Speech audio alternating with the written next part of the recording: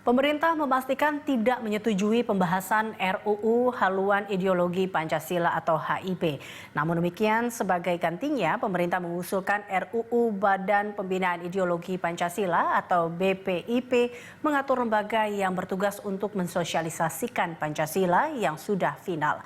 Lantas apa yang menjadi dasar pemerintah tidak menyetujui pembahasan RUU HIP hingga seperti apa maksud dan juga tujuan mengusulkan RUU BPIP ini? Guna membahasnya sudah terhubung melalui kami sambungan Zoom saat ini dengan tenaga ahli kantor staf Presiden Ali Mokhtar Ngabalin. Selamat sore Bang Ngabalin. Eliza, selamat sore. Assalamualaikum warahmatullahi wabarakatuh. Waalaikumsalam warahmatullahi wabarakatuh. Bang Ngabalin, ini kalau kita melihat terkait dengan ketidaksetujuan, ini apa yang membuat pemerintah akhirnya tidak menyetujui pembahasan RUU HIP ini? Ya, seperti diketahui, ada dua hal penting yang harus menjadi pertimbangan. Dan yang kedua juga tentu kita harapkan agar masyarakat juga bisa mengetahui perkembangan mutakhir. Yang pertama bahwa seluruh aktivitas dan kegiatan hari ini pemerintah khususnya tidak ada lain dan tidak bukan adalah konsentrasi pada percepatan penanganan COVID-19. Karena itulah Bapak Presiden berkali-kali mengingatkan kepada kita semua bahwa jangan pernah kita bercanda dan menganggap sepele dengan pandemi hari ini. Kepada para jajaran, para menteri juga Bapak Presiden mengingatkan supaya bisa bekerja ekstra ketat, extraordinary. Itu yang pertama. Dan yang kedua, kita ketahui bahwa rancangan undang-undang haluan ideologi Pancasila itu adalah rancangan undang-undang dari usulan inisiatif dari DPR.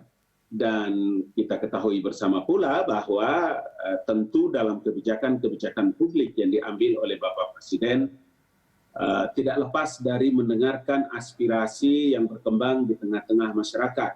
Ya, seperti kita ketahui bahwa HIP RUU ini banyak mendapatkan tanggapan dan banyak mendapatkan sikap yang penolakan dari masyarakat. Karena itulah Bapak Presiden mengembalikan kepada DPR untuk bisa mendapatkan ruang yang lebih luas dan lebih besar dalam menerima berbagai masukan dari stakeholder yang ada terkait dengan RUU HIP ini. Saya kira itu Eliza yang paling penting. Nah ini Bang Ngabalin, kita juga tahu kan terkait dengan tidak setujunya pembahasan RUU HIP ini, tapi diganti kita tahu dengan pemerintah mengusulkan yaitu RUU BPIP. Nah, ini apa maksud dan juga tujuan akhirnya mengusulkan atau tidak menyetujui RUU HIP, tetapi mengusulkan RUU BPIP? Ya, seperti saya katakan tadi bahwa karena rancangan undang-undang ini adalah usulan inisiatif dari Dewan Perwakilan Rakyat Republik Indonesia, maka draft itu dikembalikan kepada Dewan Perwakilan Rakyat Republik Indonesia untuk nanti terserah nanti DPR bagaimana mengubah atau mengganti dengan usulan BPIP, RUU BPIP, tapi itu kan sudah masuk di balik ya, di balik jadi prolegnas. Saya punya pengalaman lebih kurang 3 tahun di Badan Legislasi Dewan Perwakilan Rakyat Republik Indonesia, prosesnya tidak segampang itu. Tapi kalau nanti menjadi kesepakatan dari semua fraksi dan usulan yang DPR lakukan, saya kira kita tunggu aja. Yang pasti pemerintah untuk kepentingan bangsa dan negara dan masa depan, pelayanan kita dan ideologi Pancasila sebagai satu-satunya ideologi kita, sumber dari segala sumber hukum di negeri ini, maka bagi Presiden dan pemerintah tentu hanya menunggu apa dan bagaimana nanti dilakukan oleh Dewan Perwakilan Rakyat Republik Indonesia. Ini yang juga menjadi pertanyaan banyak. Apa yang mungkin membedakan antara RUU BPIP dengan RUU HIP ini? Ini kan juga jika kita tahu ini masih terkait dengan Pancasila juga sebenarnya. Ya, karena ini kan seperti naskah akademik, kemudian dasar-dasar pemikiran pasal dan ayat itu tentu menjadi substansi dan perhatian dari Dewan Perwakilan Rakyat Republik Indonesia.